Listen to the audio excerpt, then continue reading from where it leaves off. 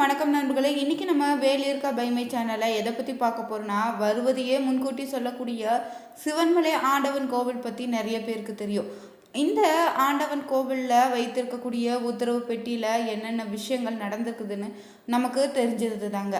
தற்போது வைத்துள்ள பொருளால் இனி வருகின்ற காலங்களில் சிம்ம ராசிக்கு எப்படிப்பட்ட சூழ்நிலை அமைப்போது, உங்களுக்கான சாதகமான விஷயங்கள் என்னென்ன, எந்தெந்த விஷயங்களை நீங்கள் ஜாக்கிரதையாக இருக்கணும்னு தெரிஞ்சுக்கணுமா, இந்த வீடியோவை கடைசி வரைக்குமே ஸ்கிப் பண்ணாமல் பாருங்கள்.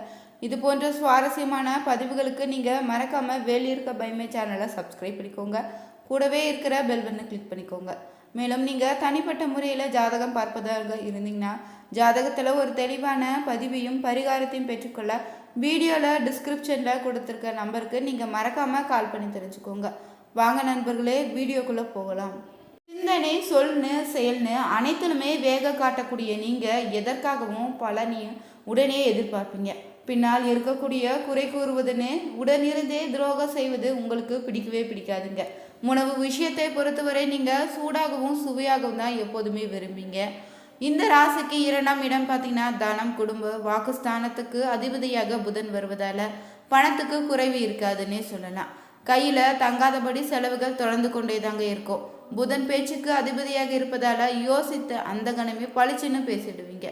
சுகஸ்தானம் மற்றும் தாயார் ஸ்தானமாக இருக்கக்கூடிய 4ஆம் இடத்துக்கு, பாகிஸ்தானம் தந்தை ஸ்தானம் ஆகிய 9ஆம் இடத்துக்கு செவ்வாய் வராரு. சூரியனும் செவ்வாயும் நட்பு கிரகங்களாக இருப்பதால் பெற்றோர்கள் பாராட்டும்படி நடந்து கொள்வீங்க. அவர்களுடைய அன்பு ஆதரவும் பார்த்தீங்கன்னா உங்களுக்கு எப்போதுமே இருக்குங்க. இந்த மாதத்தை பொறுத்தவரை நீங்கள் சிம்ம ராசிக்காரர்களுக்கு கிடைக்கக்கூடிய பலன்கள் எப்படிப்பட்டு இருக்கும், நீங்கள் வழிபட வேண்டிய தெய்வம் என்ன, பரிகாரங்கள் என்ன என்பதை இந்த வீடியோவில் நம்ம தொடர்ந்து பார்க்க போகிறோங்க. ஸ்கிப் பண்ணாமல் தொடர்ந்து வாங்க. 9 கிரகங்களில் குறிப்பிட்ட கால இடைவேளை தாங்க ஒரு ராசியிலேருந்து இன்னொரு ராசிக்கு இடப்பெயர்ச்சி ஆகும். இந்த கிரக பயிற்சிக்கு பார்த்தீங்கன்னா ஒவ்வொரு ராசியிலும் அதனுடைய தாக்கத்தை ஏற்படுத்துங்க. இந்த மாதத்தில் ரிஷப ராசியில் சுக்கிரனும், மிதுனத்தில் குருன்னு சூரியனும் இணைந்திருக்கிறாங்க. கடகத்தில் புதன், சிம்மத்தில் கேதுவும் செவ்வாயும் இணைந்திருக்குதுங்க. இந்த மாதத்தை பொறுத்தவரை கும்பத்தில் ராகு பகவானும், மீனத்தில் சனி பகவான்னு, மாத தொடக்கத்திலே சிம்ம ராசியில சந்திர பகவான் இருக்கிறாரு. மாதத்துல பாத்தீங்கன்னா 17ஆம் தேதி சூரியன் கடகராசிக்கு வராரு. கடகராசியில் இருக்கக்கூடிய புதன் பகவான் பார்த்தீங்கன்னா மிதுன ராசிக்கு செல்வதால 26ஆம் தேதி சுக்கிர பகவான் மிதுன ராசிக்கும், 29ஆம் தேதி சிம்மத்தில் இருக்கக்கூடிய செவ்வாய் கன்னி ராசிக்கு மாறுறாங்க. அந்த வகையில் பார்த்தீங்கன்னா இந்த மாதத்தில் சிம்ம ராசிகளுக்கு கிடைக்கக்கூடிய நல்ல பலன்கள், தெய்வ வழிபாடு, பரிகாரங்களை தொடர்ந்து நம்ம பார்க்குறோங்க. சிம்ம ராசிக்காரர்களுக்கு உங்கள் ராசி அதிபதியாக இருக்கக்கூடிய சூரியன் பார்த்தீங்கன்னா 11ஆம் இடமான லாபஸ்தானத்தில் இருக்கிறாரு. அங்கு குருவுமே சூரியனும் ஒன்றாக பயணிக்கிறாங்க. இதனை சிவராஜ யோகன்னு சொல்லுவோம். சுக்கிர பகவான் பார்த்தீங்கன்னா 10ஆம் இடத்துல ஆட்சி பலத்தில் வலுவாக இருக்கிறாரு. இதனால் தொழிலில், உத்தியோகத்தில் பார்த்தீங்கன்னா அற்புதமான பலன்கள் உங்களுக்கு உண்டாகும். மனதில் நினைத்த காரியத்தை எல்லாம் நல்லபடியாக நடத்தி முடிப்பீங்க. இறங்கிய காரியங்களில் வெற்றி மேல் வெற்றி உங்களுக்கு உண்டாகுங்க. உங்களுடைய 10ஆம் அதிபதியாக இருக்கக்கூடிய சுக்கிரன் 10ஆம் இடத்திலேயே ஆட்சி பலத்தில் இருப்பதால் உத்தியோகத்தில் நல்ல மாற்றங்கள் நிகழப்போகுது. வேலை இல்லாதவங்களுக்கு நல்ல உத்தியோகம் கிடைத்திடுங்க. சிலருக்கு பார்த்தீங்கன்னா உத்தியோக ரீதியாக அதிகாரமிக்க பொறுப்புகள் கிடைக்கும். பதவி உயர்வு நிச்சயம் உண்டுங்க. தொழில் பொறுத்தவரை நல்ல முயற்றம் உண்டாகும். உங்களுடைய புதிய முயற்சிகளை செயல்படுத்தி உயர்வை காண்பீங்க. தெளிவான சிந்தனையான எண்ணங்களால் தெளிவு காணப்படும். உங்கள் ராசியிலேயே கேது பகவான் இருப்பதால் ஆன்மீகத்தில் நாட்டம் அதிகரிக்க போகுது. குரு பகவான் லாபஸ்தானத்தில் இருப்பதால் பணவரவு பார்த்தீங்கன்னா நன்றாக இருக்குங்க. பொருளாதாரத்தில் உயர்ந்து காணப்படுவீங்க. தொலைதூர தொடர்புகளில் நீங்கள் ஆதாயம் உங்களுக்கு உண்டாகும். வெளிநாடு சம்மந்தப்பட்ட முயற்சிகள் உங்களுக்கு கை கொடுங்க. வெற்றி மொழி மனிதர்களால் உங்களுக்கு நன்மை பெறுவீங்க. ஐடி, ஏற்றுமதி, இறக்குமதி, ரியல் எஸ்டேட்னு கலை ஊடக துறைகளில் இருப்பவங்களுக்கு சிறப்பான பலன்கள் கிடைக்க போகுது. 8ஆம் அதிபதியாக பார்த்தீங்கன்னா 13ஆம் இடத்துல இருப்பதால் திடீர் அதிர்ஷ்டம் உங்களுக்கு ஏற்படுங்க. எதிர்பாராத நேரத்தில் திடீர் பணவு ஏற்படுங்க. தலைப்பட்ட காரியங்கள் இனிதாக நடைபெறுங்க. பயணங்களை பொறுத்தவரை பழைய பாக்கியை வசூலிப்பீங்க. பங்குச்சந்தை, லாட்டரி தொடர்பான முதலீடுகளில் லாபம் உங்களுக்கு உண்டாகும். சகோதர வழி உறவுகளை நீங்கள் அனுகூலம் பெறுவீங்க. குரு பகவான் பார்த்தீங்கன்னா 3ஆம் இடத்துல பார்க்குறாரு. சமூகத்தில் உங்களுடைய பெயர், புகழ்னு அதிகாரம் அதிகரிக்க போகுது. உத்தியோகம், தொழிலில் புதிய ஒப்பந்தங்களை கையெழுத்திடுவீங்க. பயணங்களில் உங்களுக்கு ஆதாயம் ஏற்படுங்க. குழந்தைகளை பொறுத்தவரை சனி பகவான் வருகிற 13/7/25 வக்கரமாக போறாரு. இதன் காரணமாக நீங்க ஆரோக்கியத்துல முன்னேற்றம் காணப்படும். குடும்பத்துல இருந்த பிரச்சனைகள் விலகிடுங்க. மந்த நிலை குறைய போகுது. குரு தன் வீட்டை தானே பார்ப்பதால காதல் உறவுல உங்களுக்கு இனிமை கூடிடுங்க. பூர்வீக சொத்துல இருந்த பிரச்சனைகள் நீங்கிடும். குழந்தைகள் பார்த்தீங்கன்னா கல்வியில் நல்ல முன்னேற்றத்தை பெறுவாங்க. குழந்தைகளுக்கு நீங்கள் எல்லாமே நன்மையாக இருக்க போகுது. இந்த மாதத்தை பொறுத்தவரை தடைப்பட்ட சுப காரியங்கள் அனைத்தும் தடைபெறுவதற்கான வாய்ப்பு ஏற்பருக்கு. குழந்தை பாக்கியம் இல்லாதவங்களுக்கு குழந்தை பாக்கியம் உண்டாகும். நிலம், வீடு, வண்டி, வாகனம் வாங்குவதற்கான வாய்ப்புகள் ஏற்படுங்க. இன்ப அதிர்ச்சியான தகவலால் வாழ்க்கையில் உயர்வு காணப்படுங்க. மாதத்தை பொறுத்தவரை நீங்கள் புதன் பகவானால் உங்களுக்கு வீண் விரயம் நிச்சயம் ஏற்படும். செலவுகளை சுப செலவுகளாக மாற்றிக்கொள்ளுங்க. அஷ்டம சனியால உத்தியோகம், தொழில்னு பணிச்சுமை, அலைச்சல், அழுத்தம் இருக்க போகுது. மனதில் அவ்வப்போது சஞ்சலம் ஏற்படுங்க. கணவன் மனைவி உறவுல பார்த்தீங்கன்னா சின்ன சின்ன கருத்து வேறுபாடு தோன்றுங்க. எனவே விட்டு கொடுத்து போவது ரொம்பவே நல்லது. நீங்கள் குடும்பத்தில் அந்நியர்கள் தலையீடு இல்லாமல் பார்த்துக்கொள்வது ரொம்பவே நல்லதுங்க. நீங்கள் செவ்வாய்க்கிழமை தோறும் முருகன் கோவிலுக்கு சென்று வழிபடுவது உங்களுக்கு ஏற்படக்கூடிய பாதிப்புகளை குறைப்பதற்கு ஒரு நல்ல வழியை ஏற்படுத்தி தருங்க. சிம்மம் ராசியில் பார்த்தீங்கன்னா மகம், பூரம், உத்திரம் 1ஆம் பாதம்.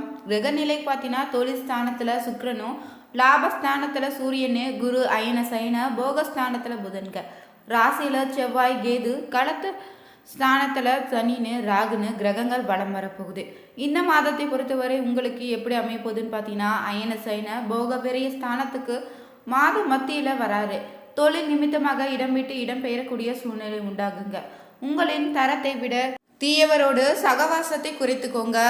லாபஸ்தானத்தில் இருக்கக்கூடிய குரு சஞ்சாரத்தால் தெய்வ அனுகூலத்தை விடுபட்டு முன்னேற்றம் சேரப்போகுதுங்க. உறவினர் வகையில் இந்த மாதத்தில் உங்களுக்கு வீண் மனக்கசப்பு ஏற்படலாம். வெளியூர் பயணம் செல்லும் போது சற்று கவனமாக இருங்க. அதிக உழைப்பின் மூலமே அனைத்து நற்பலன்களும் நீங்கள் பெறுவீங்க. குடும்பத்தில் மகிழ்ச்சி அதிகரிக்கக்கூடிய காலமாக அமைஞ்சிருக்கு. தேவைகளை பூர்த்தி செய்து கொள்வீங்க. உத்தியோக பார்ப்பவங்க முன்னேற்றம் காண்பீங்க. பதவி உயர்வு, சம்பள உயர்வு தங்கு தடையில்லாமல் கிடைக்க போகுது. உடன் பணிபுரிவர்களுடன் ஆதரவுடன் இருப்பாங்க.